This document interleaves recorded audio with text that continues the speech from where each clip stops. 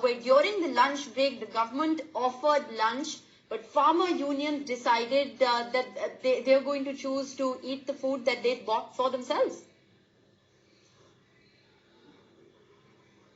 That's right, and a senior leader of one of the farmer unions who's participating in this dialogue has in fact sent this message that government offered, once the first round of talks were over, the government offered us lunch, but we told very categorically to all the three ministers from the union government that we have bought our own langar food and we wish to have our own langar food. And then in an ambulance, the langar food was taken inside Vigyan Bhavan, and then the farmer leaders who are participating in this dialogue had their own lunch. And clearly this is one episode that shows that there is still a lot of distance that needs to be covered between the government and the farmer union leaders on the issue of farm reforms. It shows the kind of anger, the kind of distance that still exists between the both sides, and all the efforts. This is the fourth round of dialogue.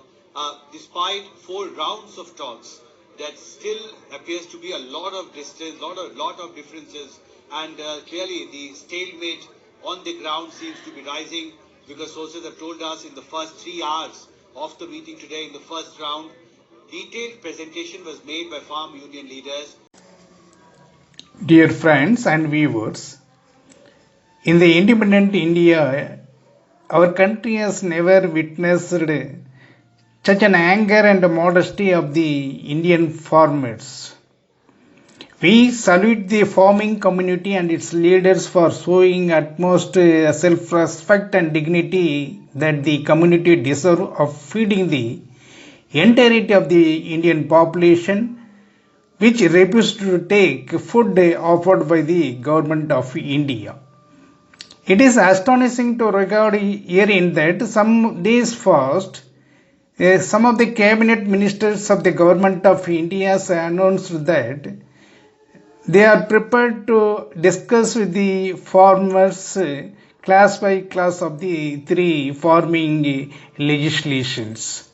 And in fact, the farming leaders, during the discussions with the 3 cabinet ministers, have discussed the agrarian laws point by point, class by class, by making a PowerPoint presentation shows how much intelligence they are and how much enlightenment they are having in discussing things with the government of India. It is a point for our consideration.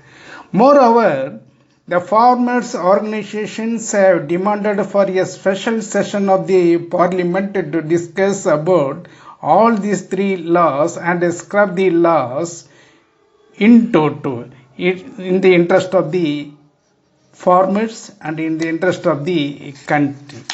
It must be noted herein that, moreover, the agriculture sector comes under the jurisdiction of the state subject, and the jurisdiction of the parliament in this regard is extremely limited, as agriculture markets are governed by the state laws. What is the lesson of these farmers' agitations?